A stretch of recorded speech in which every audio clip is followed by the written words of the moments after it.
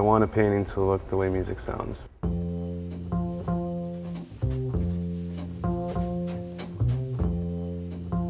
want the viewer to get lost in the painting the way they get lost in a good song.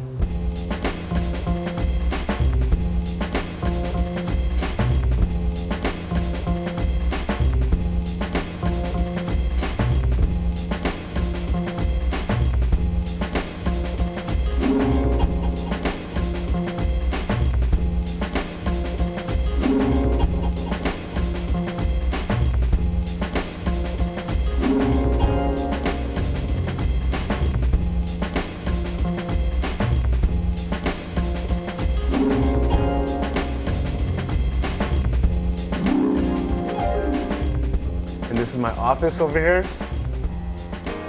It's kind of the center. This is the epicenter right here, the nucleus.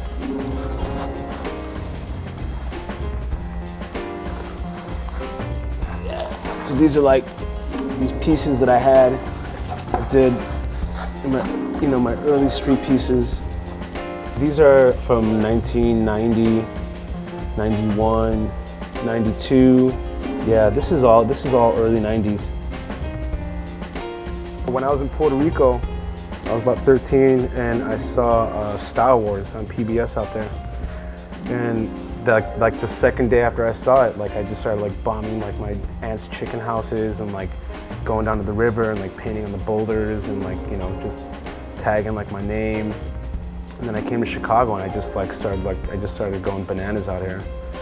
I remember vividly like I was 14 and I was in high school and my mom just sat me down and she like, it was serious as a heart attack. She was like, what do you want to do when you get out of high school, when you grow up? And I was like, I want to be an artist. And she's like, well, that's nice. She's like, maybe you could think about taking some business classes to kind of fall back on. That made me realize like, I really want to be an artist. Like I really want to do my thing. And from that point on, like I honestly, I've never taken my focus off of it. I've never thought about anything else. I've always maintained that focus ever since I was really young. I remember even when I was like 18, when I started getting commissions, and I would always think like, what is it gonna look like 20 years from now? And what are people gonna think about my work 20 years from now? I was really into like, contemporary art and painters and what was going on in New York. I really loved, the whole like, abstract movement from the 80s with Julian Schnabel, and I was really into that. And I just slowly started evolving, like doing like large scale abstract paintings on walls. I kind of got bored of like bombing right away, and I wanted to start doing like these like monumental pieces in Chicago, and I kind of got well known for doing, big outdoor pieces. To tell you the truth, man, a lot of it had to do with like, me being short, that I wanted to like make like these monumental big pieces. This is about the time that I met Ram LZ and I met Lee and Futura. And even at the time, like, Futura like was really kind of gave me some samples on how like he used the can and how he used like a straight tip to make some thin lines, and so I started incorporating that in a lot of my pieces. My work has always been really two-dimensional. I've never been kind of a realistic painter, but that's how I always added texture onto it, so I can have it kind of, have some texture on the wall and, really showing that it's a painting and not just, a graph piece. I just slowly started evolving, like doing like large-scale abstract paintings on walls. Everyone wants to create their own identity, and like that was really important for me. So that's why I started using acrylic on a wall. And then, from there, I just kind of went just completely abstract and just kind of blowing it out and just, just kind of doing my own thing. That really didn't make much sense back then, but, now I see, played a big part in my work now. Cool.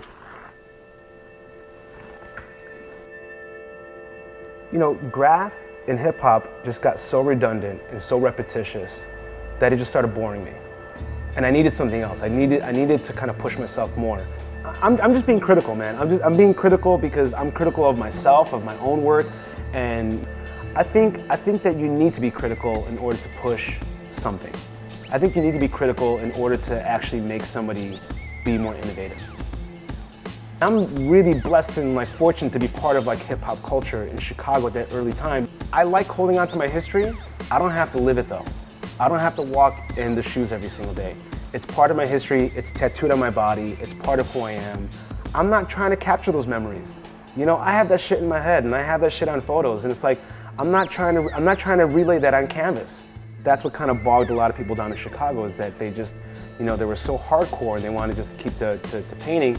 People kept saying that it's not about the money and it's about being true to yourself, but at the same time, you know, that's what's so hypocritical about hip hop.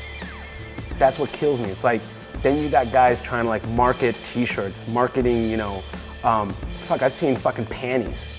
You know, it's like, and what kills me is like, and these are the people that are just like, no, I'm so real and I'm keeping to this and I'm doing trains, I'm doing that, but yet they have a website trying to sell like, you know, their product. I'm a business person, I respect that, and I'm not knocking it at all, but there's a fine line where it's like, I mean, I remember when I got offered, when I was 23, I got offered to do a line of t-shirts for the NBA, and I said no. I got offered a lot of money, but the thing is, I wanted my paintings to end up in museums. I didn't want them to end up in Kmart. That's the bottom line.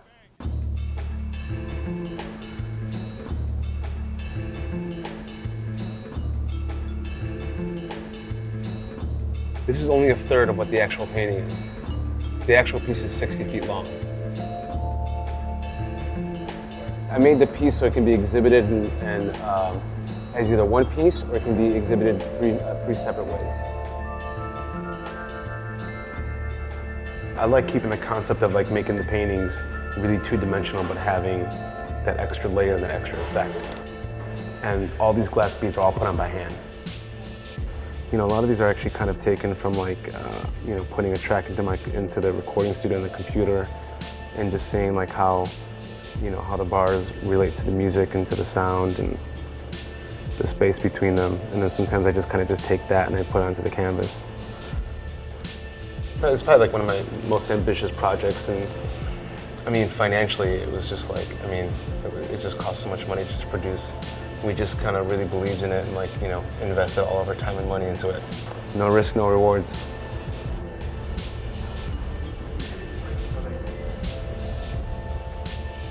You ever thought you were gonna have one of these things? Yeah, when I was 14.